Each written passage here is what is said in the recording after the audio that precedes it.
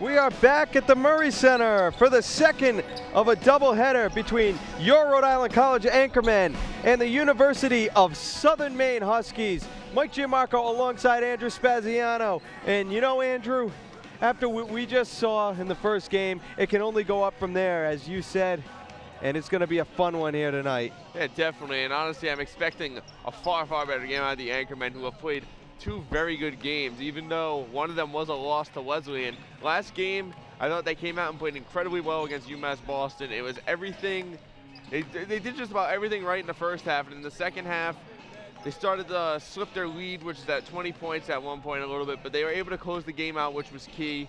And some new faces on this team now. So we got 3 transfers, as Coach Burns alluded to in the post-game interview on Saturday. We got Aaron Lee, freshman guard from Wheatley Heights, New York. Gianni Carlin, a freshman guard from Stamford, Connecticut. And Malcolm Smith, a sophomore from Old Orchard Beach, Maine. So obviously some new faces here, and can never really have a problem when you have too many players on a team. So definitely some help, and we'll see what they bring to the table. And it's also worth pointing out that Malcolm Smith played with St. Andrews, who is a Division II school, sorry. Got my words a little mixed up there. Division II, St. Andrews he played for. So that could be big for the Anchormen. Hopefully we'll see them on the floor tonight. We'll see what they're made of, and it'll be a measuring stick game. Definitely. And there was actually, I remember Coach Burns, I don't remember who the other player was, but he said there were 2 players that came from Division II schools. I believe another one played at Philadelphia. So obviously you've got people that have experience at the next level up from this. So definitely interesting to see what they bring to the table. He said that in the post game that they weren't necessarily going to get a ton of minutes, as they're still getting adjusted to the system and whatnot, as I believe they probably just got eligible to play in this game as the new semester starting on Tuesday here. So they probably just got their eligibility straight now. But it'll be interesting to see what happens here. But I think the Anchormen, I think overall, when it comes to them, I just think they need to keep playing the way they've been playing. They played very good basketball in all phases of the game, and if they keep that up, they can definitely get a win tonight.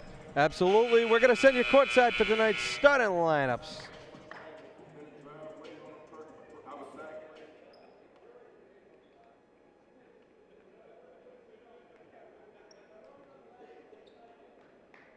Ladies and gentlemen, boys and girls, good evening and welcome to the Murray Center for tonight's game between the University of Southern Maine Huskies and the Rhode Island College Anchormen. First tonight's starting lineups. First for the University of Southern Maine Huskies.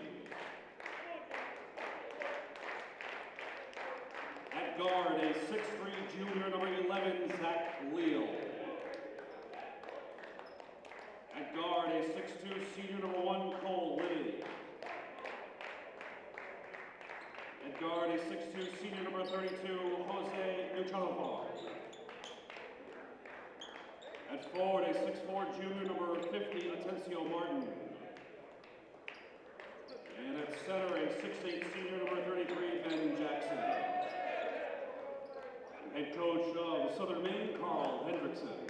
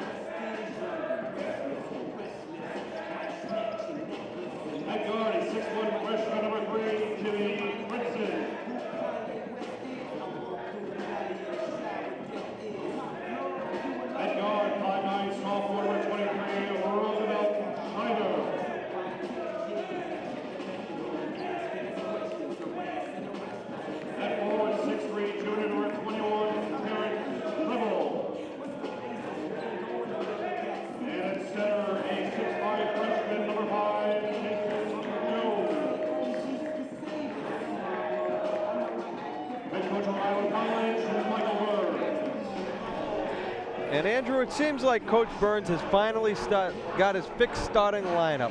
Yeah, definitely. And I mean, obviously, when you have such a turnover they had, you're going to have a lot of experimenting at the beginning of the year. But I really can't disagree with the starting lineup he's had. You're talking about 5 players who have all shown that they can contribute for this team. Fritzen and Green, obviously, the exciting guards. Jones is a very good rebounder under the rim. And obviously, Scheider and Tribble, the 2 with the most experience on this team. And Tribble especially has been playing outstanding basketball as of late, particularly on the board. So it'll be interesting to see. And I think it'll be interesting especially to see if Southern Maine comes out and underestimates this team like UMass Boston did. Came out and really got blown back to the Beacons, to this Anchorman team in the first half. And I think, obviously this record's deceiving, but if you're trying to watch tape or whatever, or using scouting reports from a couple months ago, you can forget about it because this team's playing a lot differently since then. So obviously, word will end up catching up with the rest of their opponents, but for now, I think they're still in the stages where you can really underestimate the team. So it's going to be Jones and Jackson taking the tip off. We are underway as Southern Maine wins it. New Tantavong with the ball, passes it down low, and it's picked off by Jones. And Green with the ball. Green right side, now working left. Behind the 3-point line, passes to Jones at the top of the key. Jones finds Scheider, fakes the 3, now brings it up to the top of the key. Again to Green, directing this Rhode Island College offense. Green driving in right side, now pulls up. Jumper is no good. Rebound comes down to Libby, who passes up to Nuchantavong. Back to Libby, and he's going to be called for a travel. That was a good effort right in front of us by Tribble, trying to go for the pick. Missed on it, but he's showing already that he's going to bring that defensive mojo of his to the table, as he already did in the first 20 seconds, 40 seconds of this game. Green, right side to Fritzen in the corner. Fritzen back to Green, and all the way over to the other side to Scheider. Scheider, top of the key, takes the long 2. No good, in and out. Rebound, Jones, who goes back up. No good. Rebound, Jackson. And Nuchantavong with the ball. It was a nice rebound by Jones, but I do think if there's one phase of the game he needs to work on is those putbacks off the rebound. Nuchantavong, very nice move now. Steps back, takes the jumper, and knocks it down. Yeah, nice moves by him. Able to create some space, and he's able to get the mid-range shot for 2. Green hands it off to Fritzen on the left side. Back to Green. Passes down low to Tribble. Tribble sizing up. His shot is good for 2. He just a nice job. And playing bigger than he is. Just a nice right hook there. Over the top of the defender, and he gets the 2. Ball being moved around. Nuchantavong in the corner. Passes it up to the top of the key. Leal drives in, draws the foul. And you know, I think it was here at the Murray Center last year on Valentine's Day that Roosevelt Scheider knocked down 5 threes on this team. Yeah, that seems right because it scored 17. I'm pretty sure he hit 5 threes and then a 2 or something. But I do remember that game because I remember it was one of the finest 3-point shooting performances that I've ever had the privilege to see in person.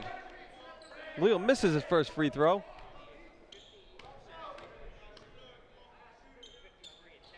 Second is up and is good. 3-2 the early lead for Southern Maine. Now, I think the Anchormen have taken really poor shots. I think they just had some unfortunate rolls in the shots they've taken. Scheider moves around, top of the key, passes it to Green. Green being double teamed for the moment now. Leal goes back to Scheider. Green passes to Tribble inside the 3-point line, and back to Green for 3. No good. Rebound, Tribble, and puts it back in for 2. Terrence Tribble just has that rebound awareness. Just does a great job with the putback. Green had a nice look, but that one rattled out, and just a nice job by Tribble. Leal hands it off to Nuchantavong and gives it to Libby. Libby now passes it to Martin. Martin looking around, trying to find somebody, brings it back up top of the key to Libby. Libby stops, now passes it out to Martin, who's going to take the 3, and it's going to be no good. Rebound's going to come down to Scheider after it was tapped by Fritzen. And Green, top of the key, now driving left side, stops, and there's going to be a foul. No, he's going to get called for a travel. I thought he pivoted, but he might have left his foot and come back down Looked on like it. there was also quite a bit of contact. There was, so a lot of things happening there, but the officials decided to go to the travel, which I would agree with you. I would probably have called the foul as well, but it's not how the official saw it. Nuchantavong with the ball, passes it up to Martin, and back to Nuchantavong. Pulls up for jumper, no good. Rebounds tapped out, and now Leal drives baseline left side, hands it down to Jackson, and he's going to draw a foul. It was a nice recovery by Jones as Jackson worked his way around him, but they're going to get him for a foul, but I thought it was a good effort on the recovery to at least contest the shot there. So I thought Jackson was going to go for the dunk, to be honest. Brandon Williams came into the game for Roosevelt Scheider. First shot is up and is good.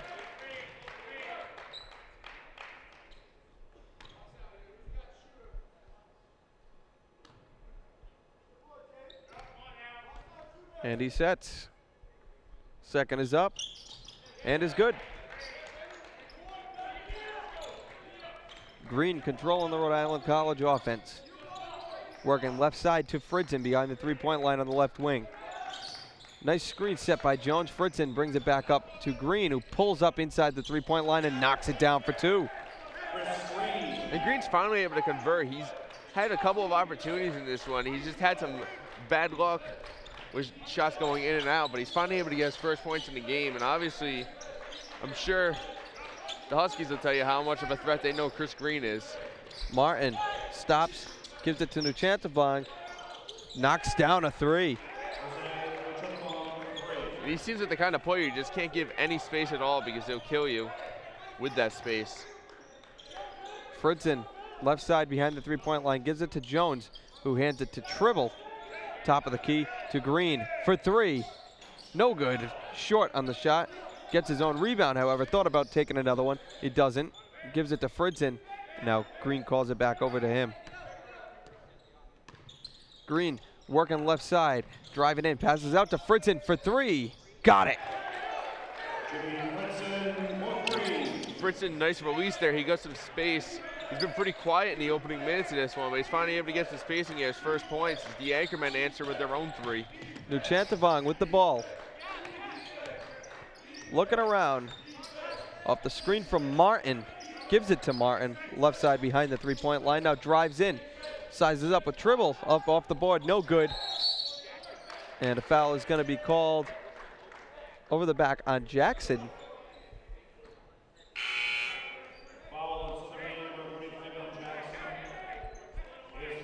Going to be Rhode Island College ball. Campbell comes into the game for Jones.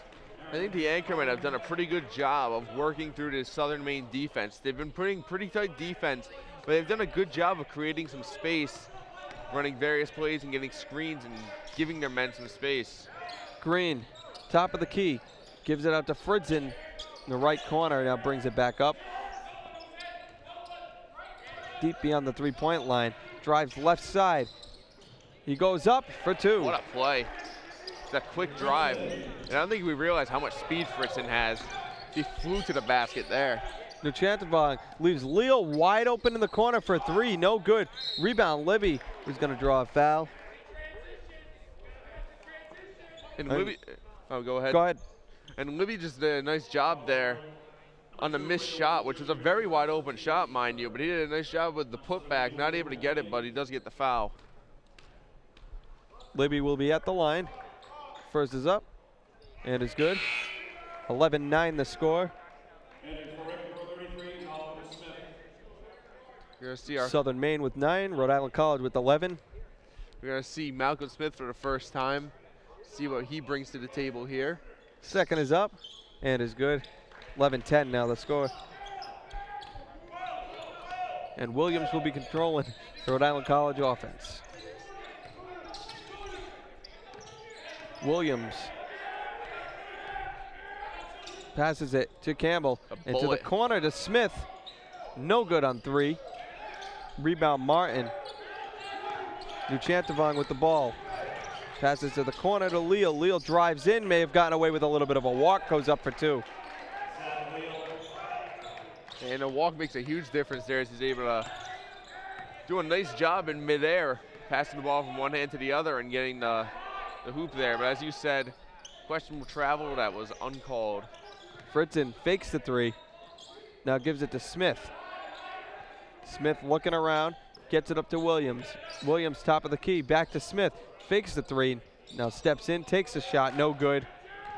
Rebound comes down to Libby. Libby passes down low to Martin for two.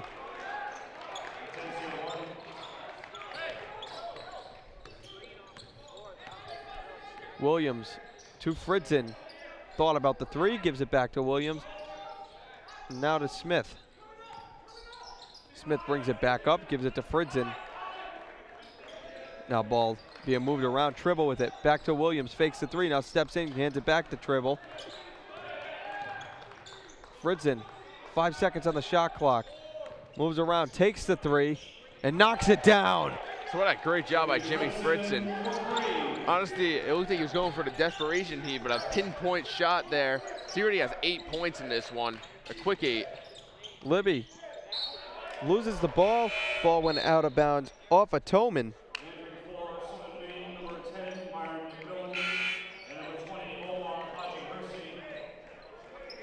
So we're going to see Cruz into the game, and we're going to see Carwin for the first time as an Anchorman.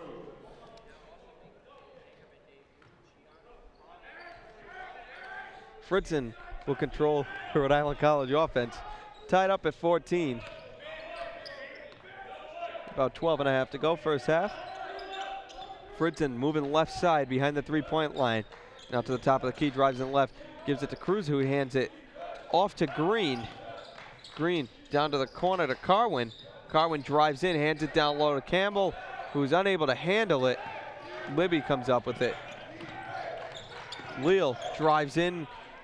And he got away with about 4 steps there. That was ridiculous. I was about to say. I think he should just take it off court like that next time if he can get away with that many steps. Haji Hersey goes up for 2, however. Carwin hands it off to Green. Green passes it out to Fritzen. Fritzen steps in from the wing. Shot no good. Rebound comes down to Libby. He did a great job creating space there. Libby passes it out. And Green comes up with it. And Green was almost stripped of the ball. Fritzen for 3. No good that time. Rebound McMillan. They've been shooting like Fritzen has. He's got to miss at least 1 to keep the percentage at a human level, but he did. Nice job of getting space there. And as you said, Green almost lost the ball, and a good job by him recovering. Shot is no good. Rebound Green.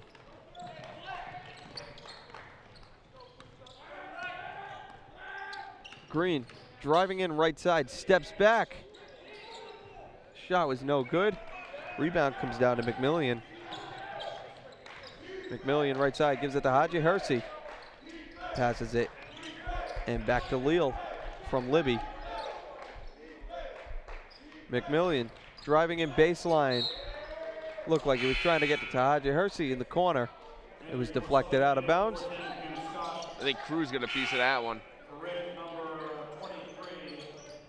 I think the nice thing is the Anchormen basically have a full bench over there. They might need a couple more chairs. But the nice thing is they've got so many people on the bench that they can really mix and match. And then Southern Maine's got a pretty solid bench too. So certainly I'm expecting to see a lot of bench play in this one, as they got a lot of depth on both of these teams. But I feel like early on, I think really the Anchormen have been playing Southern Maine's game, because it feels that way to me, that it feels like Southern Maine's kind of controlled the game. Because it felt like in the game Saturday against UMass Boston, the Anchormen were just doing everything they wanted to do and just really controlling how the game was being played. Certainly the Huskies are providing a lot more resistance in this one, but obviously it's only a 2-point game. Definitely some pluses and minuses for the Anchormen in this one. Absolutely. I thought Smith got some open looks there on when he got subbed into the game. The new face, and I don't know, maybe it's a little bit of jitters, because I'm not sure in the last time he's played, obviously transferring in. Probably had to sit out a couple months with eligibility. But McMillian to inbound. And he tries to get it to Leal. Great play by Scheider and by Williams. Haji Hersey. Turn around. Got away with a walk also. naturally, the way this game's going. I think not only was a good effort by Williams and Scheider, but they did a nice job of getting back on the defense. And they're going to call an offensive foul on Cruz.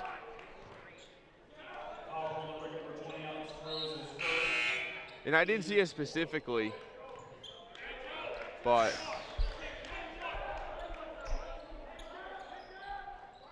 let me just tell you, it wasn't there.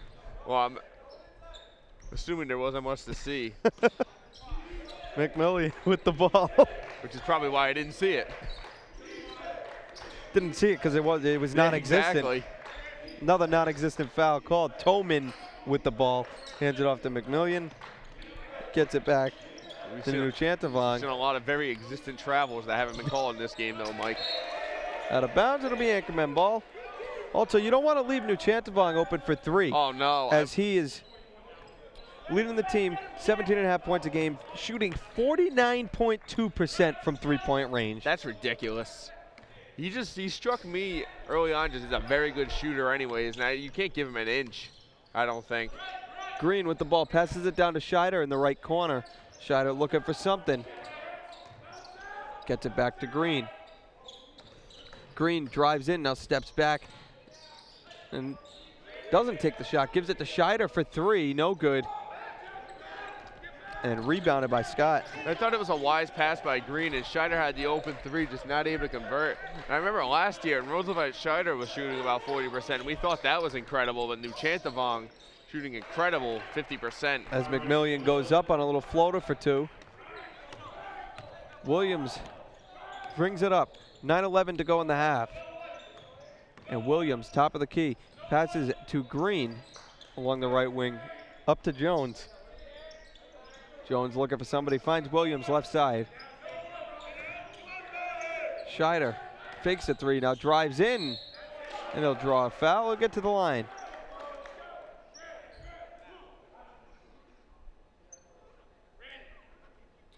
This team very much built around the offense of Chris Green. Oh, definitely. But I think we've seen in recent games, we've seen other players step up. Obviously, Justin Campbell had a nice game in their last outing on Saturday. And obviously, Jimmy Fritzen. Scheider knocks down his first. Jimmy Fritzen's a nice compliment to Green. Because Absolutely. I think he adds a lot of dynamic there. But I think that's the other thing. They've got these new players and definitely a lot of intangibles that we're not sure what exactly they bring to the table. So I think obviously any help you can give to this offense especially, I think, is a good thing. Second is no good, rebounded by Green. Green to Scheider, back to Green. Scheider wondering why he passed it to him in the first place. You know, on his face, he was like, why? What a good job by holding on to it, even though he wasn't expecting it. Fritzen driving in. Off the board for What two. a shot. Fritzen's now broken to double digits with 10 in the game. I love watching Jimmy Fritzen play because he's just he makes such incredible shots when he goes in on those drives. Martin passes to Nuchantavong. Passes all the way to the other side to Scott, who drives in and passes it back out to Martin. And back up. Shot is no good from Lohman. Green for three. No good off left. Rebound Lohman. Green's definitely been a little cold in this game, especially from outside. He's only got 2 points so far. See if he heats up in the second half. I Martin, expect him to. Scott for three. No good. Rebound Tribble down low. Really, both teams shooting kind of cold. 18-17 with just under 8 minutes to go in the first half. Fritzen passes down to the corner to Green. Green looking to his right side to Scheider. And over to Fritzen. Fritzen looking around, working off the screen from Jones. Takes a three, and he's going to get to the line, and he'll be shooting three. And nice job drawing a foul. Maybe a little bit of embellishment there. I'll be honest, that I saw it in my periphery as I was watching the shot fall. or peripheral vision. There you go. Yeah. Fritzen makes his first. But regardless, a good job by him of getting to the line here. Second is up and is good. Fritzen having a great first half. Most definitely. And he's 12 and a half minutes in, or he got 12 points. Yeah, he's filling the void. I mean, you see, a lot of times Chris Green has makes all three. Has those great point totals of his. He's obviously filling that void a little bit, but it'd be interesting to see. I really think other players need to step it up and fill some of that void too, as Fritzen's got 13 of their 20 points, which is all well and good, but I mean, defenses will key in on that and just double cover them if they have to. Libby passes it back to Nuchantavong and passes it up to Leal at the top of the key, working left side to Martin, who passes down low to Toman. And that was just a Goes nice up for two. That was a nice pass. Let him into it and was able to lead him into space and get the layup there. So I think it was a well-executed play. Fritzen controlling the offense. Passes to Green on the left side. Gets it to Tribble, back to Fritzen. Fritzen, Green, three, got it. Well, you knew at some point Chris Green is going to have to hit one of those. So he's finally able to find it in the far corner. Campbell back into the game for Jones, and Coach Burns is not happy with Jones for some reason. Well, I think both Jones and Campbell have been pretty quiet in this first half. Both presences down low. Campbell's only had a couple minutes. No, that's true. I'm more saying Jones, I guess. Right. Well, I'm talking about the presence down low. Leal working through traffic for two.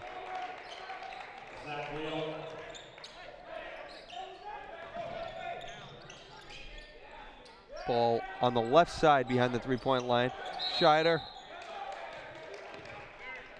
And a timeout called. 23-22 the score, 6:17 to go first half. Jimmy Fritzen with 13 of those 23 points. And he has been on fire today. Yeah, you can't say enough about the effort you've seen from him in the first half of this game. I mean, a very good job and a great effort from him so far. As I said, I mean, you can't rely solely on him. I think you need other offensive production. Obviously, that shot by Chris Green was some nice promise into how he can heat up here in the second half. Or I should say in the end of the first half as well. But definitely, I would say, as I said before, getting that presence down low. As you said, Campbell's only had a couple minutes, but Jones, I think, has been quiet. I think, and I don't know this for a fact, but he could be upset with the fact that the Huskies have gotten some second chance opportunities, and really haven't seen much of Jones even on the boards. It's Tribble's gotten a fair amount of rebounds, but he's really been the main guy. Fritzen with the ball, works right side. Now bringing it back left, top of the key, passes down to Campbell. Campbell looking for somebody, hands it back to Fritzen, who takes the long two, no good that time. Rebound Toman, gets it to Nuchantavong. Along the right wing is Nuchantavong. Now drives in left side, passes it back out. Toman for three, no good. Rebound tipped out, and Leal with it.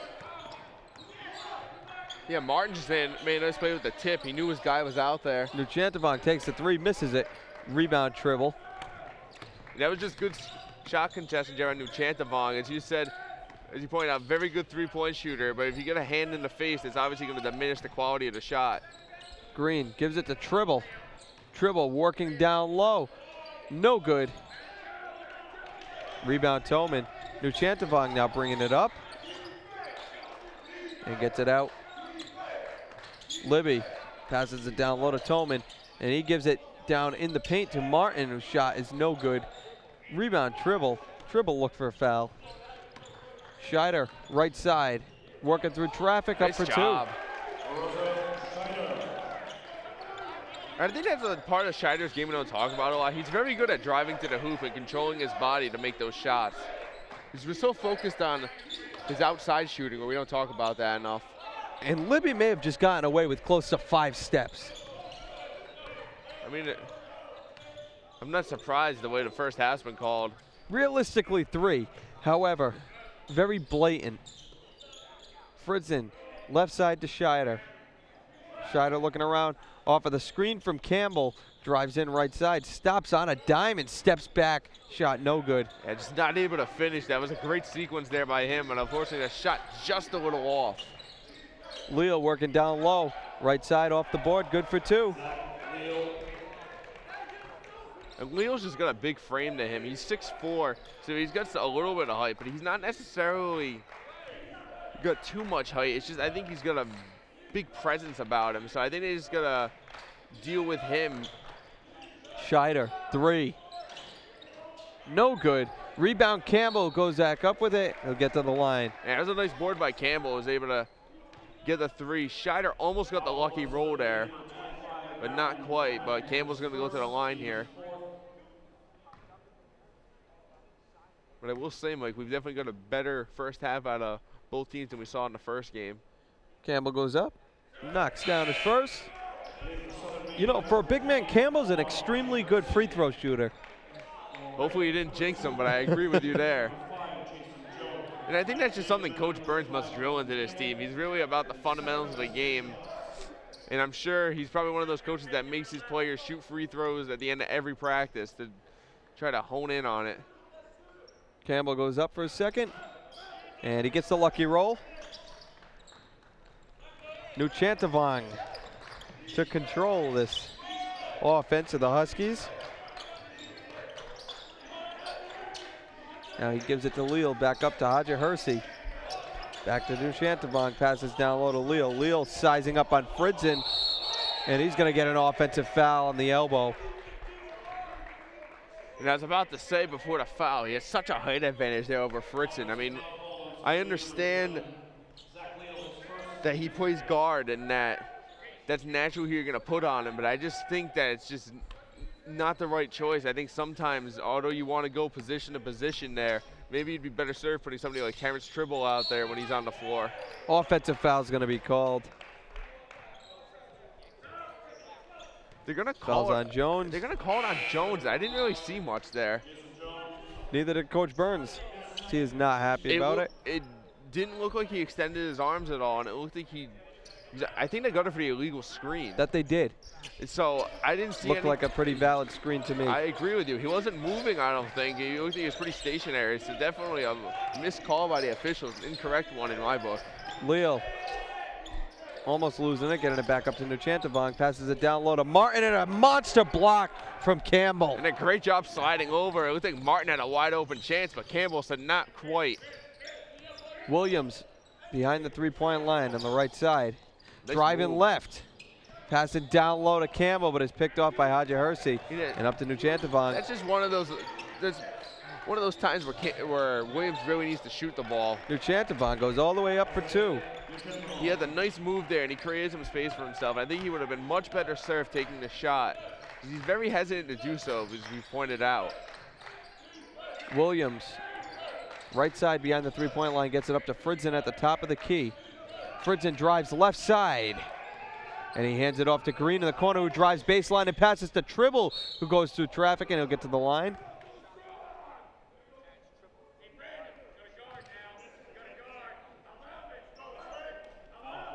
So Tribble will go to the line. We get some nice sideline banter from Coach Burns here.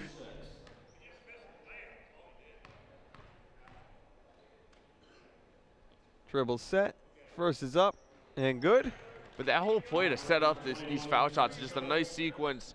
Green drove in. Obviously, the defense is gonna crash on him because they know how much of a factor he is. There's a nice dish back out to the foul line for Tribble, who not able to get the shot to fall, but he did get the 2 foul shots there and the opportunity to shoot them. Scheider back into the game for Fritzen. Haja Hersey inbound, and he has the ball again. Libby with the ball. Passes to Leo, right side. Now to Nuchantavong, right wing. Passes and drives down low. Word. They're going to call a foul.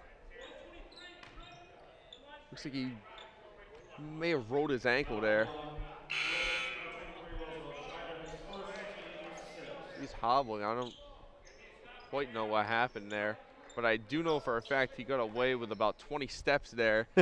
a slight exaggeration, but I wouldn't be surprised if it was close to it on the way to the basket. And I mean, it's just getting ridiculous. Martin passes out to Leal and over to McMillian. Down low to Hodja Hersey, back to Leal. Leal fakes the three, now drives right side, shot no good, rebound Campbell. It's a nice moves by Leal. He's just not able to finish the playoff though. And Scheider may have gone away with a couple steps also. Got away with a fair. Oh, they're gonna call him for a travel now. Well, I think Scheider said if you're gonna take 10 steps, I'm gonna take 10 steps right. too. But I think they called it on the tail end of that play. That they did. They missed the completely obvious travel and called the subtle one along the sideline. Martin hands it off to McMillian. Gets it to Hodja Hersey, right side to Leal, beyond the three-point line on the right wing. Brings it back up, top of the key, over to the left side to Martin. Martin goes in, and a nice block by Tribble. McMillian with it, passes it back. Hodja Hersey for three, got it. I don't know how the Huskies get the ball inbounds there, but nice job. Eventually gives out to Hodja Hersey, and he's able to knock down a three and tie this game with a minute to play in the first half. Williams drives baseline, loses the ball. Terrence Tribble trying to argue that it went out of bounds up from McMillian, but it will be Southern Maine ball. Which I think is probably a valid argument. He was in the neighborhood, but I can't really say it was a terrible call or anything. Martin with the ball. Bringing it up the court, left side. Hands it off to McMillian. 50 seconds to go, first half. 29-29 the score. McMillian passes to Libby. Libby to the corner to Martin, back up to Hodja Hersey. Steps back, takes a shot, knocks it down. Hodja Hersey's got 7. He's definitely become a factor over the past 2 buckets on these last 2 possessions here. So they're definitely going to be a player to look out for in the second half for the Anchormen. Williams to Scheider, left side, beyond the three-point line. Shot is no good from Green. And Libby with it. They can hold for the last shot if they so desire to do so. McMillian with the ball. I think they're going to. Top of the key. McMillian pulls up. Shot is good. And that's going to be the end of the first half. The score, Southern Maine 33, Rhode Island College 29. Stay tuned for the second half.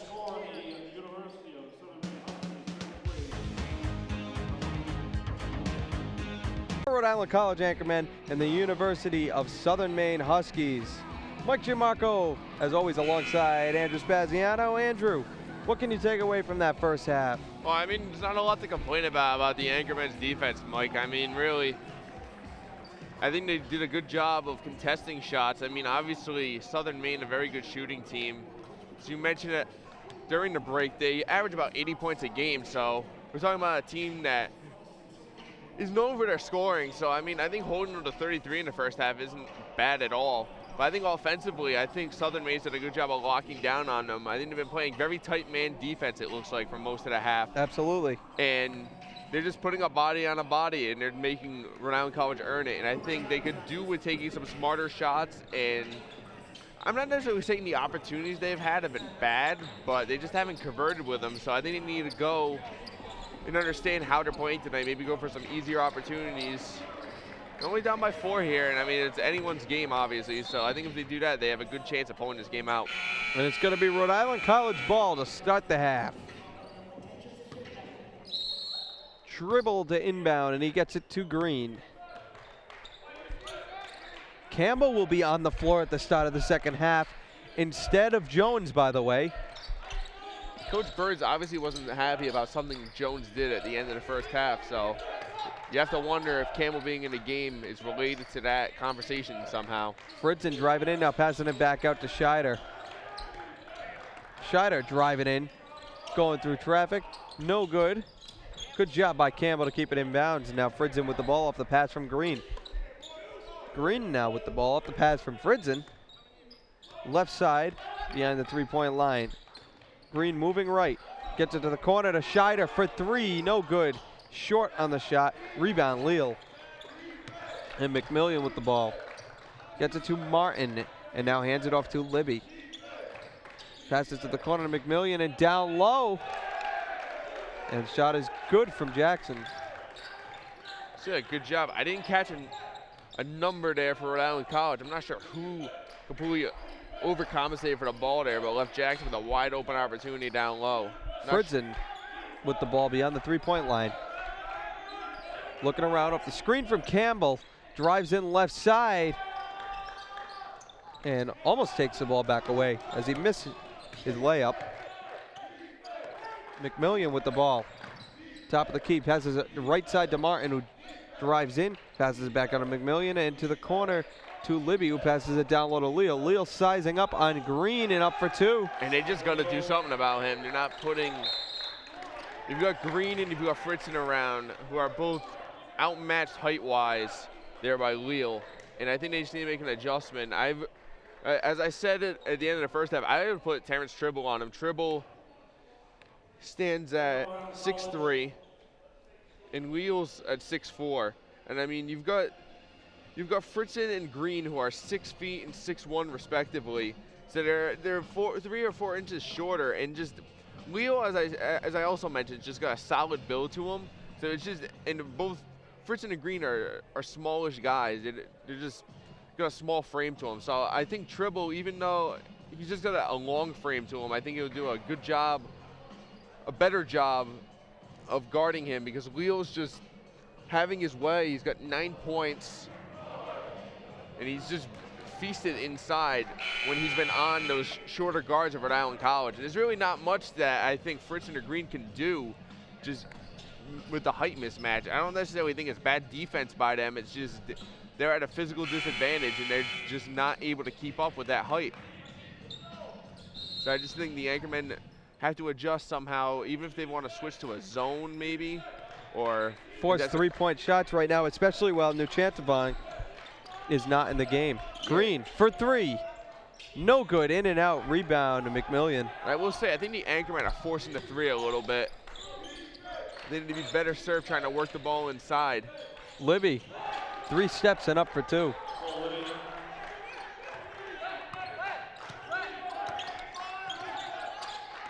Green, top of the key now, drives in right side, little floater off the board, no good.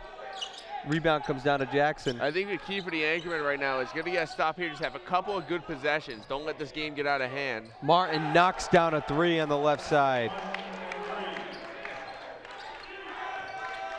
42-29 all of a sudden the score. The lead has been opened up by Southern Maine. Yeah, and Southern Maine is going on a 9-0 run here to start the the second half. The Anchormen just need a successful possession. Need a basket just to stop this. And there's going to be a foul called.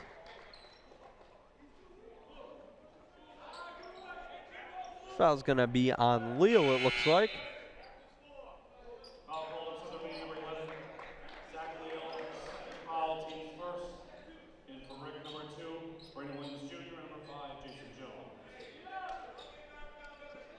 They bring Jones back into the game. Williams to inbound. And an offensive foul is going to be called as Green does knock down the 3, but it will not count.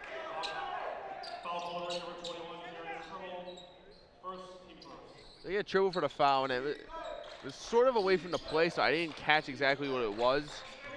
But it's unfortunate, as you said, Green made the 3, and that would have been a nice response to this obvious shift in momentum that we've experienced here in the second half. McMillian passes it, and it's picked off by Williams. That's a terrible pass. Libby comes away with it. Martin passes it back to McMillian, and back to Libby at the top of the key. Passes down to the corner to Leal. Leal drives baseline left side and kicks it out to the other corner. Martin, 3, no good. Rebound was Libby, who gets his own rebound again off of a missed shot. Martin fakes the 3, now drives right side, steps back, jumper, no good. And rebound comes down to Tribble, who brings it all the way up himself. And hands it to Fritzen, who gets it to Williams. Williams hands it to Green, who is going to get a foul. It's going to be on Leal. That'll be his 3rd foul. So this is actually a very big positive for the Anchormen. They're going to have to take him out and save him. Tolman comes in for Jackson. I was expecting them to take Leo out. It looks like they were going to, but they didn't. I believe they are going to. Haji Hersey is going to be coming That's into true. the game. Tribble with the ball, top of the key, trying to pass it to Carwin. Unable to. Fritzen picks it off. And it goes the other way now. Jones trying to drive through traffic. Kicks it out. Carwin, 3. No good. Rebound, Martin. Hey. Martin right side behind the three-point line. Looking for somebody. They call a timeout. Haji Hersey will come into the game. 42-29 still the score. 15:49 to go in regulation. And there was just a lot of unfortunate sequences there for the Anchormen. I mean, they created a couple of turnovers there. Obviously, Libby tried to go with the behind-the-back pass, which I think he just did it out of necessity. It wasn't necessarily trying to look fancy. He's just trying to save the ball. But, I mean, obviously they got that turnover there, and Williams coming up the court just made a terrible pass. I mean, there's really no way around it. I mean, I think he was just trying to push the fast break, but he just gave the ball right away, and that's just mistakes you can't make if you're going to come out in the second half. Obviously, this isn't the second half. Coach Burns had envisioned for them to start as they put themselves in a hole here. But, I mean, if you're going to try to work your way back into it, you can't make turnovers like that if you're going to have opportunities on the break. Williams would have been a lot more advised if he had just pulled off and slowed things down a little bit. Probably would have still gotten a nice pass and a good opportunity. McMillian with the ball. Left side behind the three-point line, gets it to Haji Hersey, who drives in right side and kicks it back out to Martin, and gets it now to Libby. And we're gonna get a push called. Tolman banks in the 3, it's not gonna count. Foul's gonna be on Carwin. It was a nice shot nonetheless, even if it doesn't count. But I think Haji Hersey presents a similar dilemma that Leo does. He's 6'4". Williams comes up with the loose ball and gonna get a foul. McMillian doesn't agree with it. And you know, he may have gotten all ball on that one. Actually, I was sitting there and I was wondering how he actually ended up with the ball, because I'm not sure what Williams is exactly trying to do. It's like he just kept the ball too outside on that play, but he gets to the line. Williams goes up with the shot. First is good. Green coming into the game for Fritzen.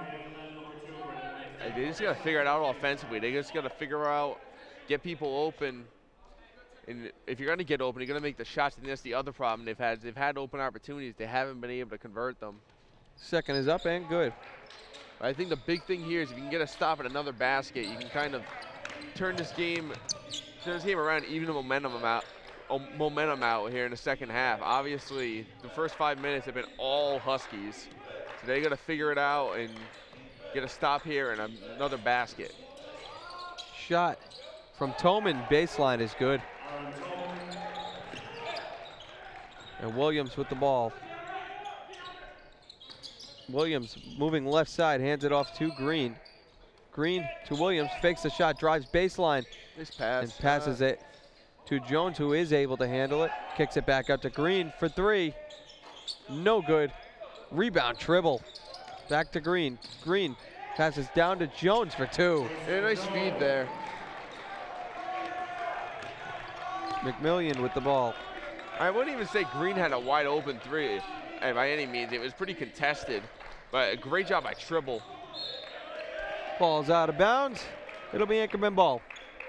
So I'm pretty sure Tribble came from almost the 3-point line on that rebound. He does a great job elevating. Tell you what, if he ever did the vertical jump in the NFL Combine, I think he'd break a record because he has very good vertical ability. Carwin with the ball for the Anchorman. Top of the key, takes the 3, knocks it down. That's his first points as an Anchorman, and they're big ones in the form of a 3 that's going to cut this deficit down to 8, back to single digits. McMillian right side behind the 3-point line, now drives in, works it left now, passes it to Haji Hersey. Nice little turnaround. Shot no good. Carwin did a nice job getting a hand in the face, and that's the thing. even if you're at a height disadvantage, you can still get that hand in there. Carwin to the corner to Scheider for three, no good. Rebound Carwin, back to Green. Just landed his lap. I just think just a bad job of awareness there by the Huskies. Too much looking at the shot and not getting in position there. That bounced right to Carwin. Green for three, got it. They're back in this game. It's down to 5 points. Now you just got to keep it this way. They've done a good job working their way back into this one in a very short amount of time, in about 2 minutes or so. And when Chris Green heats up, he heats up. Well, definitely. As we've seen many times. Definitely, and I think if Carwin can start heating up from three, I mean, that just adds another dynamic because Scheider hasn't been on. Tolman goes up for two.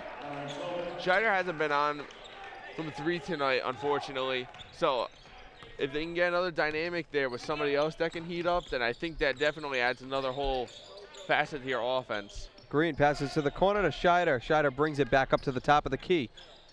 Working left side now. Turns around, passes it to Tribble. Tribble looking for Carwin, finds him. Carwin trying to pass it down low, and it is picked off by Haja Hersey. Good defensive play. And Libby hands it off to McMillian. McMillian, right side, passes it out. Tolman, three, no good. Rebound, Jones. Carwin pushing it up the court.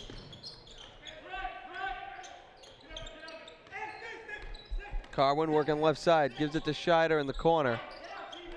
Scheider brings it back up to the top of the key, driving right side. There's going to be a foul called on McMillian. Fritzen and Campbell coming into the game, along with Scott and Stone Patterson.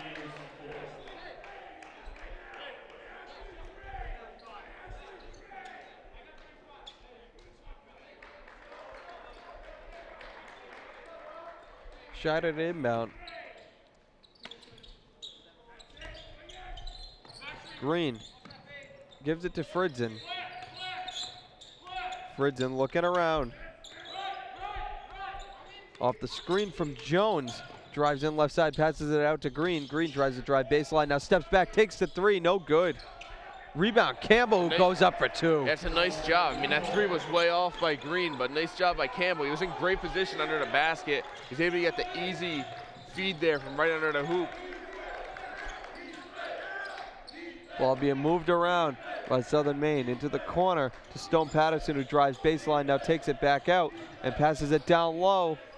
Shot is no good from Libby. I think the Anchormen defensively just need to get some more stops, just because this Southern Maine team is very high scoring, and it's not the type of game the Anchormen like to play and are typically going to win. So if they can slow down the scoring a little bit, that would definitely help. Green no good on three. Martin with the rebound and gives it up to Stone Patterson, who passes it down to the corner. Scott, Libby, Stone Patterson, shot baseline, no good. And Green with the ball. Green along the left side passes it up to Fritzen, who resets the Rhode Island College offense. Williams will be coming back into the game. Fritzen finds Scheider left side behind the three-point line, who finds Campbell at the top of the key. Campbell looking around, gets it to Fritzen. And Fritzen steps back and gets it to Green. Green's gonna have to shoot it. He does, and knocks it down. What a shot. A desperation heave there that is answered, and this deficit is down to two, and obviously the Huskies taking a timeout, as Coach Hendrickson there is going to be stunned. His team built a 13-point lead, which is all but evaporated here. Unbelievable play by Green to realize he only had 2 seconds left on the shot clock. Throw it up from near this red volleyball line over here. Just knocks it down. I know, and I mean, really, as I said, that's really a desperation heave. Obviously, a good awareness, as you said, to know where the shot clock is, but just great shot, and they've done a great job of working their way back into this game. And I think that's another difference in this team is the fight they've got in them. I believe it was the Elms game. I mean, you just saw them. They just got totally flattened by them, and they just came out flat in the second half. They lost by 18 in that game, and I think that's just another difference in the dynamic we're seeing from this team. They've got some fight in them now. I think, as you pointed out, a lot of times, both on the air and off the air, Mike, they're playing like a team now, and they're playing a lot better as a unit, and I think that's important. I think, obviously, when you have to come back from deficits like that, it's so much easier when you're doing it as a collective group as compared to an individual. Agreed. And this team really looking like a team. Ever since that Wesleyan game, that loss in overtime, Yep. that was really the turning point of this Anchorman season. Undoubtedly, and I mean, regardless how this game turns out, I mean, I think there's definitely positives to take away from it. It's just good to know that that wasn't a fluke game and that this is how this team's going to play predictably for the rest of the year. So it's going to be an exciting rest of the schedule for this Anchorman team. Stone Patterson up to Scott. Back to Stone Patterson, left side. And he tries to move right, and he does. And great play by Williams. But Martin comes up with it. It's going to be a shot clock violation. Anchorman ball. And the team is fired up. They are, and I mean, that's the thing is that if you got all that energy off the green three and now you get a stop, I mean, you just got to feed off that energy and you just got to keep the points coming and keep the stops coming because that only feeds into how you're playing. And people say momentum is overrated in sports, but I think a lot of times, like you're seeing right now, that it's a completely real thing. Out of bounds, it'll stay Anchorman ball. Shied at an inbound. And he gets it in to Williams. Passes to Campbell. Campbell looks Fritzen, finds him, fakes the three. Now moves left side, drives in, passes down low, and it is good from Jones. We got a tie game. We do. 46-all. Stone Patterson with the ball. Passes it back out to Scott. Now back to Stone Patterson. They're going to get a foul, I think, on Williams.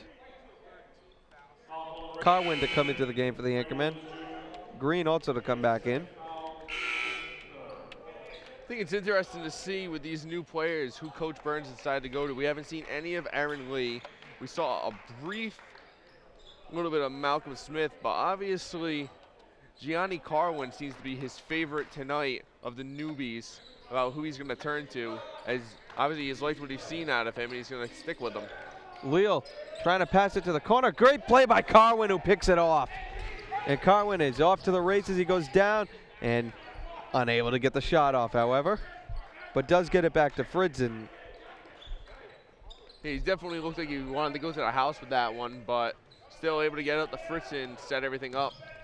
Carwin, top of the key, finds Fritzen. Fritzen takes the jumper from inside the three-point line, no good. And after that 13-point first half, he's kind of cooled down a little bit. Martin goes up for two with a little floater of his own. Right. I think you just got to see who else is going to be able to step up into that void. You can't expect him to score 30 points a game. You're going to expect other people to step up. Obviously, Chris Green stepped up a little bit. I'd be interested to see if anybody else can get some scoring going. We got a foul on the floor.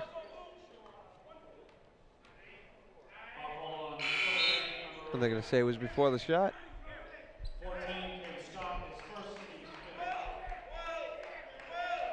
Carwin to inbound.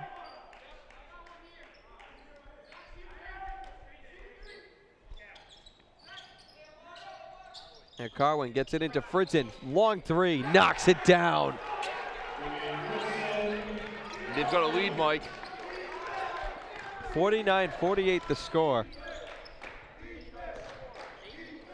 Ball being moved around. Martin with it behind the three-point line left side.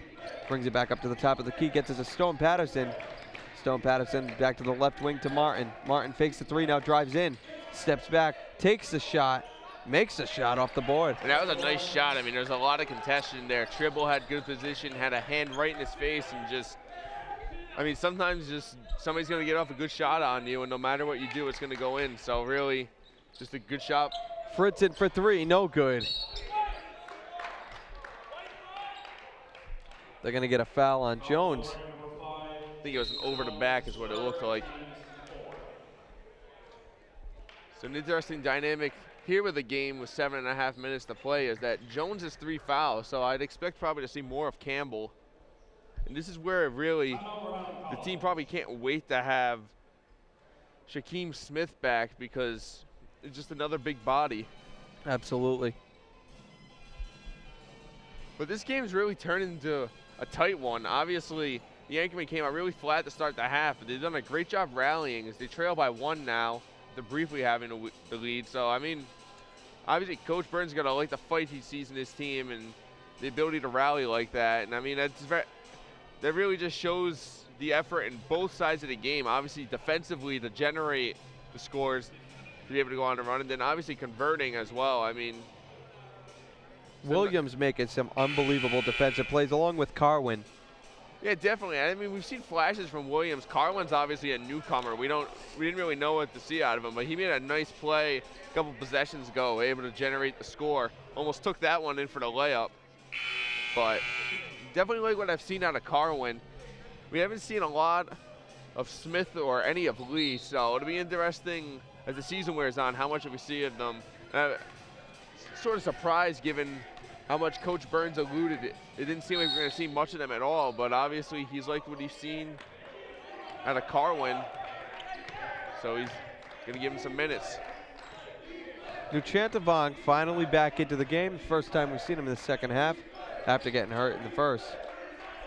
He passes right side to Hodger Hurst, who now drives baseline and finds Martin. Corner 3, no good. Rebound comes down to Tribble, who gets it up to Fritzen. Fritzen, Green, back to Fritzen for 3, no good. Rebound Tolman, and gets it to Nuchantavong. I just think the Anchormen are back at the point where they're shooting too many outside shots. How'd you come back? You were shooting a lot of shots inside. Obviously there were 3-pointers mixed in there, most definitely. But, I mean, I think if you want to consistently get points, you're going to get those points on the inside.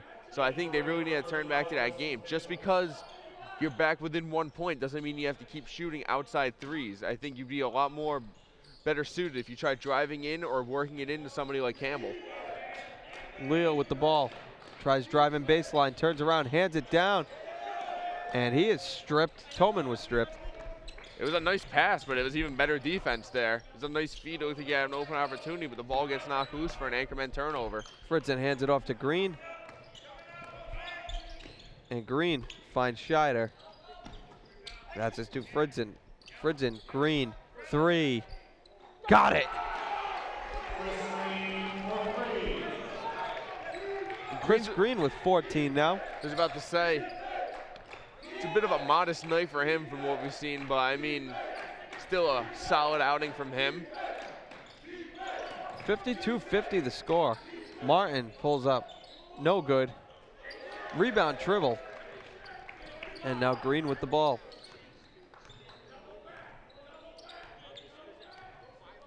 Green with the ball beyond the 3-point line. Goes left. Now goes back right. Finds Scheider. Fakes the 3. Now drives inside. And he'll get to the line. And I think something that will be helpful once Shaquem Smith comes back is that they could almost have a 3-man rotation where you'd be able to have Campbell, Smith, Jones, and even OG. Exactly, and I'm surprised we don't see more of OG with his size.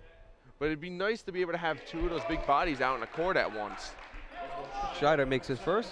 So I think it's difficult when you only have Campbell or Jones in there. It's difficult for them to get open because you can really just put one big man on them, whereas if you have 2 of them, then you got to strategize a little bit more on how to take them out of the game.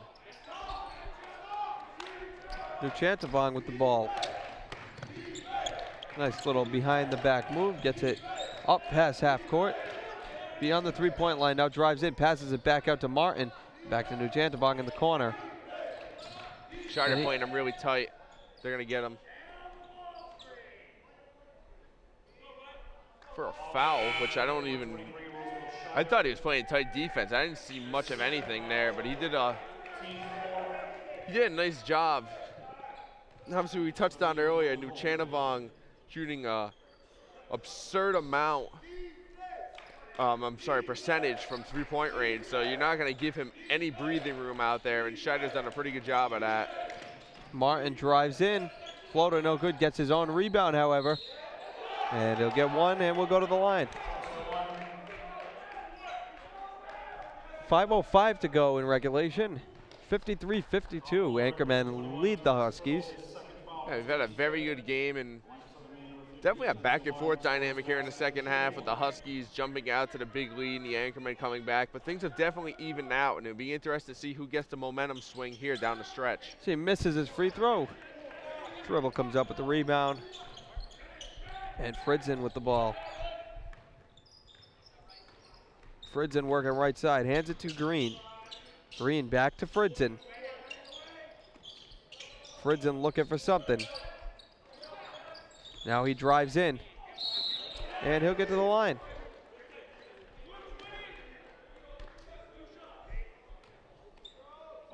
Jimmy Fritzen, freshman guard out of Sharon, Massachusetts.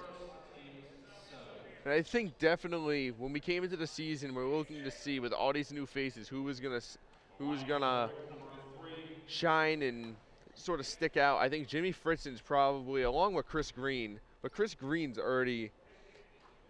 Fritzen makes it first. Green already has experience, which I'm not taking away from what he's done because he's been phenomenal for this team. But Fritzen being a freshman, coming right out of high school and playing the way he has, I think makes for an exciting future looking ahead for the Anchormen. And he makes his second. 55-52 the score. Fritzen with 18 points on the day. And correct me if I'm wrong, I believe 5 of 5 shooting from the line also. I believe so. I can't recall him missing, but I think they've shot pretty well from the line. Really haven't had a ton of opportunities, but I mean, even with the lack of opportunities, as long as you convert, I mean, that's the important part, especially in a game like this. I think it might come down to missed free throws. We saw in the Anchorwoman game, they missed 10 free throws and they lost by 10. And I mean, Coach Senecal made it very evident that stuff like that can really change the outcome of a game. And we're seeing it here in this Anchorman game that, especially down the stretch, you know how tight games get with fouling and whatnot. I mean, it's important to make those shots. So let's see. But I think we got an exciting one on our hands, Mike. Very good game. Nuchatavong bringing it up. Now works it back to the right side from Libby. Nuchatavong pulls up for a three. No good. And a good play from Haji Hersey to keep it in bounds. Leal passes back to Nuchatavong. Back to Leal, top of the key, drives in right side. Now passes it back to Libby for three, no good. I gotta get those boards. Rebound Martin, goes up for two. You gotta get that board. It was just an off shot there by Leal, and Martin just hawking under the base by the basket on the baseline. He's able to get the rebound, but those are the boards you gotta get in a game like this. Fritzen with the ball near center court. Now dumps it off to Green. Green passing it to Jones. Jones looking for somebody and hands it to Green. Green pulls up, knocks it down. And he didn't have much space. He was in between three defenders, but the handoff by Jones gave him just enough room to get that shot off. A very nice job. Nuchatavong drives in now, passes it out to Haji Hersey on the right wing and passes it down low. Martin passes it out to Libby. Three is no good. Rebound Campbell. And Fritzen will bring it up. It feels like the Anchormen have had a one-possession lead when they've had the lead in the second half. They get a couple possessions up on this team. They can really start working the press if they so desired and really start heating things up. Green off the board, no good. Haji Hersey came down with it. Nuchatavong passes it up to Libby, who does a good job of staying inbounds with him. Back to Nuchatavong. Right side, Leal fakes the three, now drives in. Can't get it to fall. Rebound comes down to Martin. Haji Hersey for three, no good, in and out. And a great play by Libby to bat it out to Nuchatavong, who got away with a walk, by the way. It's the Leal storyline for of the three, game. no good. Rebound Nuchantabong with nobody around him, goes up for 2. And Coach Burns is just so frustrated. You got to get those boards. They had third and fourth chance opportunities there. And I think you just summed it up right there, which I'm sure was picked up on the shotgun mic. You got to rebound. Like, if you're going to allow teams to get third and fourth chance opportunities, I mean, they're missing threes. I mean, you got to get those boards. And if you're not going to do that, at least box out. Exactly. Nobody around there. No, and especially on that last one, just wide open basket there on that rebound. Coach Burns obviously not pleased, and rightfully so. He cannot be happy about that effort on the glass. And I know obviously we've talked about this team lacking height and whatnot, but I mean, you can't use that as an excuse. And they really haven't had a ton of rebounding problems in the past couple of games they played. It's just really tonight, it just seems like Southern Maine has crashed the glass a lot better than they have, and they just haven't been as aware.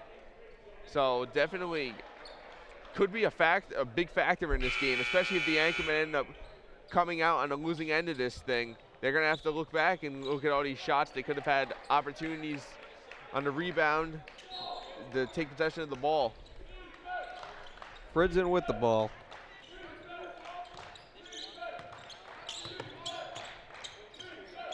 And he's bringing it up right side, beyond the three-point line, back to the top of the key, hands it off to Tribble, who passes it to Green on the left side. Green back to Tribble and back to Fridson. Fridson right side, being guarded by Libby. Pulls up for a 3, no good. Rebound Martin. He was just forced into that shot. The shot clock winding down. They couldn't really get anything working. Ball down low to Leal. Leal working through traffic for 2. Somehow gets, with 4 Anchormen around him, he's still able to get the shot up. So 58-57 the score. Southern Maine with the lead. Fridson looking for Green, finds Scheider instead. And looking around still. Now he gets it to Green. Green pulls up for 3. Way off. Rebound Martin. And those guys down low just aren't getting open. They're forcing a 3-point opportunity. Obviously, Southern Maine playing good defense down low. Anchorman's going to find better shots than they've been taking. Nuchantabong no good on the 3. And they're going to have a foul called against Haja Hersey.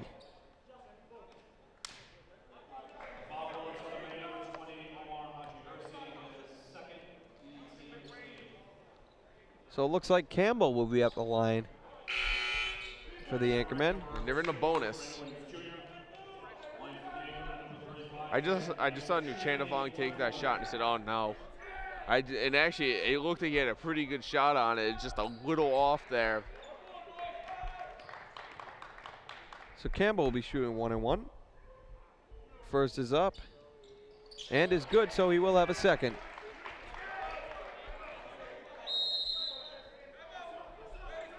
.58 all. The score, 1 minute, 3 seconds to go in regulation. Could be thinking that maybe another overtime game. It's very possible. I agree with you, and I think it would probably be, I mean, the way both teams have played, I mean, it would not surprise me at all if this game goes into overtime, because it really seems like they may need an extra period to settle this thing out.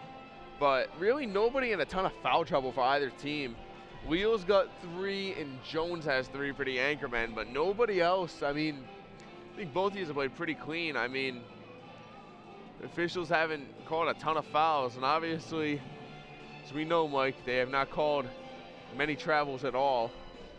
No, they have not.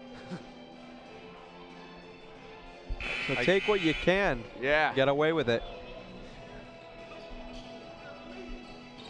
I guess dribbling only matters sometimes. Both teams 1 and 2 in Little East Conference play. Rhode Island College, of course, will take on Keene State Saturday at Keene State. Then we'll be back here at the Murray Center January 20th, a week from tonight, against UMass Dartmouth.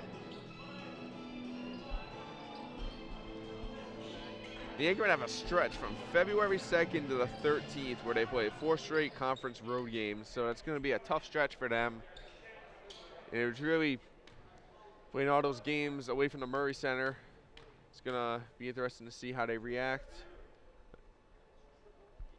Shot is up and is no good. Martin comes down with the rebound. Coach Burns saying don't foul. Yeah, definitely. Make them earn their baskets here. Leal with the ball. Driving in. Right side. Kicks it back out. Haja Hersey steps back. His shot is no good. Tribble with it and gets it to Williams. You can take your time here. 35 seconds in the second half. They're going to call timeout. Which I think is a good decision. Try to set up a play, obviously. Say they do knock down a shot just in time for the shot clock. That would still leave about 9 seconds, or almost 10 seconds left in the game. Yeah, which I would assume then Southern Maine would call a timeout and set up their own play.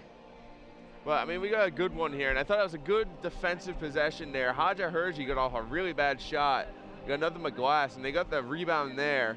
They were able to get it, and we'll see what happens here. I mean, I think the big thing is whatever play they're setting up, even if the play blows up in your face, you just gotta get a smart shot off.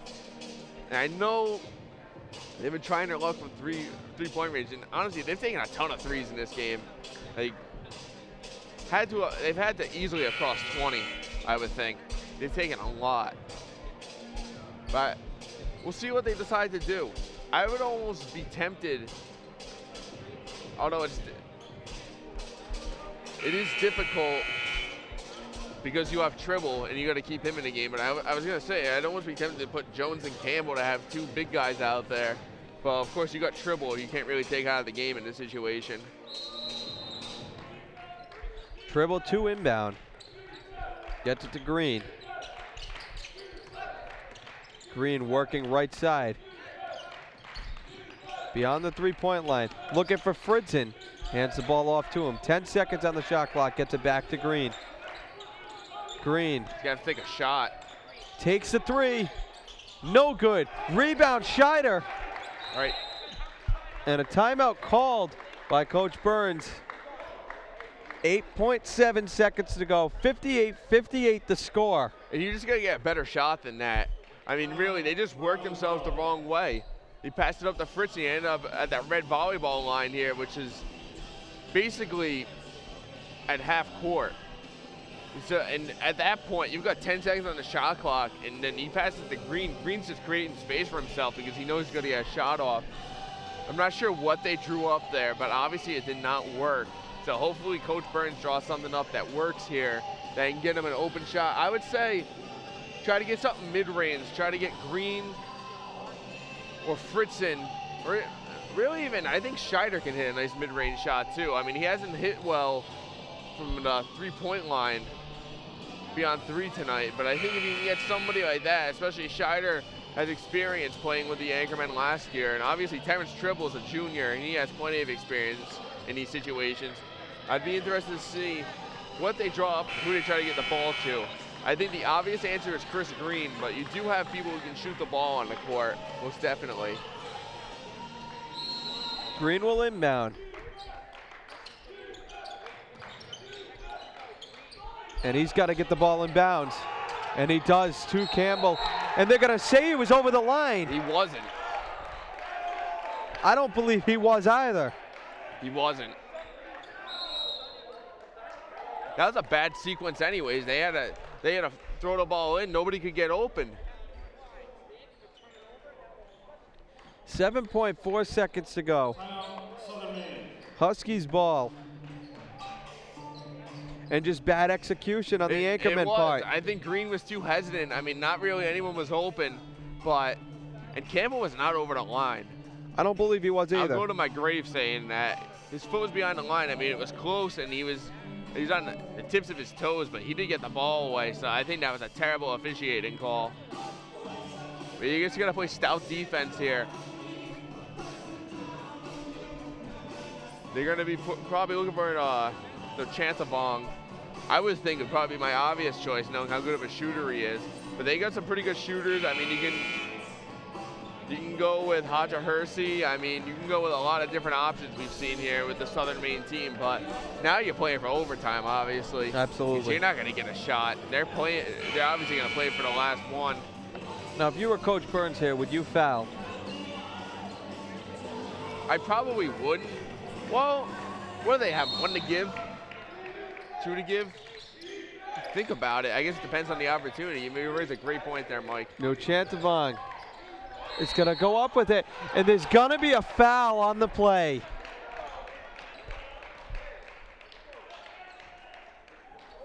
Bad foul by Scheider. You know what it is? I think he was trying to foul before the shot. Foul was on Williams. It was on Williams.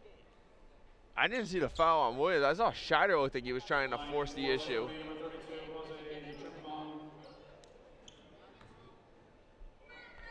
So Chantavong.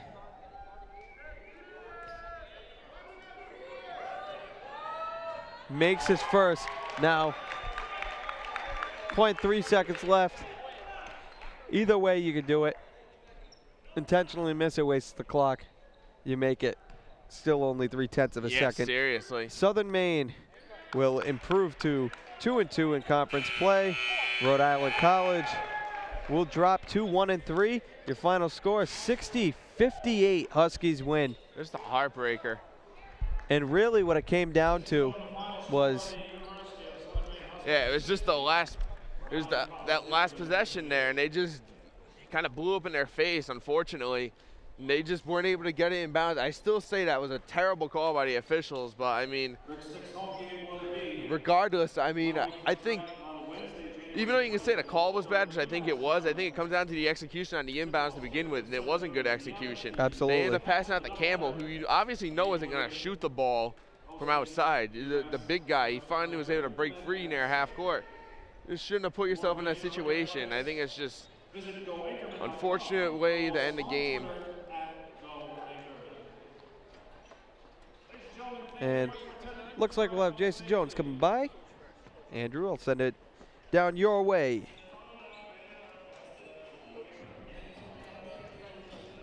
All right, we're gonna speak with Jason Jones here. Jason, a heartbreaker here, unfortunately. Yeah. Tough loss, but just walk us through that last possession there. Obviously a questionable call there, but by the officials. But what happened there where you guys just weren't able to get open?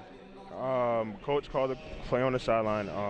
Justin was supposed to be able to get free, but he just wasn't able to shake his defender, and as a result, he stepped into the backcourt and Chris inbounded the ball to him. Yeah, it's just unfortunate sequence there, and obviously the foul shots there, but I felt like you guys had some issues on the boards a little bit. They were getting a lot of second, third chance opportunities. What is it that you guys need to improve on in that area to limit those second chances? Definitely boxing out, finding a body when the ball goes up. Defensive rebounding needs to definitely get better if we want to have a chance to even be good, especially in our league. We have to be able to defensive rebound. Yeah, definitely. You played this team tough, a 7-6, now 8-6 team, but going to the next game at Keene, I mean, we talked about the rebounding. I think offensively, I think is where I think you guys need to improve. I thought defensively, besides the rebounding, was pretty good. What do you think offensively you guys need to do to create better shots and not whittle down the shot clock so much? Just like in practice, we have to learn how to execute more. Like we're a very young team. We have to learn how to execute, get that down packed. And I think once we get that down packed, we'll be a better offensive team. Definitely, definitely. We appreciate your insight, Jason. Tough loss here, but a good effort from you guys, and hopefully you can get a win at Keene on Saturday. Yeah, thank you. Thank you for having me. Thank you for having me. I appreciate it. Thank you, Jason. And like you said, what a heartbreaker tonight, as it really came down to that final play, a backcourt violation being called. Yeah. And who knows what would have happened. Yeah, I mean, like I said, I mean, the call was questionable. I don't agree with it. I don't think it was the right call, but you shouldn't have been in that situation anyways. And unfortunately, they tried to get Justin Campbell open there apparently, and he just wasn't able to get open. I mean, you got to credit, obviously, you got to credit Southern Maine's defense. I mean, they were able to hold him there, and they were able to force that opportunity, but it's an unfortunate way to end this game, which is a very good effort. And Andrew, we got Coach Burns over here, so again, I'll send it your way. All right, here Coach Burns Rhode Island College men's basketball team. Coach, as I said to Jason, a heartbreaking loss for you guys. Really looked like you guys are going to have the win, but I talked to Jason about it, but he wasn't on the floor at the time. Kind of walk us through the play you had drawn up at the end and kind of how it blew up. Yeah, we call it winner. Where we set a screen, the screener, and run a shooter into the corner. He runs into the corner, and then we try to make a direct pass right to the big man on the block. The guy on the block catches the ball, and as soon as he catches it, he screens the inbounder, which would have been Chris Green, who ran right to that corner, throw it right back to him for a shot. Unfortunately, Justin came off the block, and Jimmy and Roosevelt both ran to that corner at the same time. So you had two guys standing side by side, whereas Roosevelt should have been sprinting back in the backcourt, and it should have been Jimmy coming to the corner. Well, they mixed that up. We worked on it today in practice. We do it every single day. But when you have a young group that doesn't do a good job focusing, obviously me as a coach, I have to do a better job executing that stuff in practice. We try to do it every day. Unfortunately, it didn't carry over today's game. Yeah, unfortunately, and just unfortunately that whole last sequence didn't play out well for you guys, but I thought offensively, I thought you guys just had some trouble getting open shots and open opportunities, shot a lot of threes. What do you think you guys got to do to kind of open up the shooting a little bit? When you look at our team, we really don't have much inside. We're a small team, and when we throw it inside there, it's just not where our strong points are, so it's tough to play from the inside out. Right now, our best scorers our best offensive threat are our guards. So those are the guys that are taking shots. We work with our bigs every single day, trying to get them to score a little bit more, and unfortunately, it just doesn't happen. We need to keep on working on it, getting better and better, and hopefully improve as the year goes along. Definitely. And Coach, Keene's a familiar opponent. They won the conference championship last year, so obviously a good team. Going into them Saturday, what is it that you think you need to focus on with them to try to get the W? Again, right now we're just worried about us. We're not going to worry about them until Friday's practice. I haven't really watched any game tape on them. We have to get better. We put ourselves in a position to win, and when you don't even get a shot, that's disheartening. So we have to work on us. We're worried about Keene on Friday. All right, well, Coach, definitely some fight in the team, though. Came back from the 13-point deficit, so not the outcome you wanted, but hopefully you can turn it around Saturday, and we'll see you next Wednesday. Thank you very much. All right, appreciate it, Coach. And that's going to wrap up the doubleheader, as unfortunately the Anchormen fall 60-58 here. So for Mike Giamarco, I'm Andrew Spaziano, and have a good night.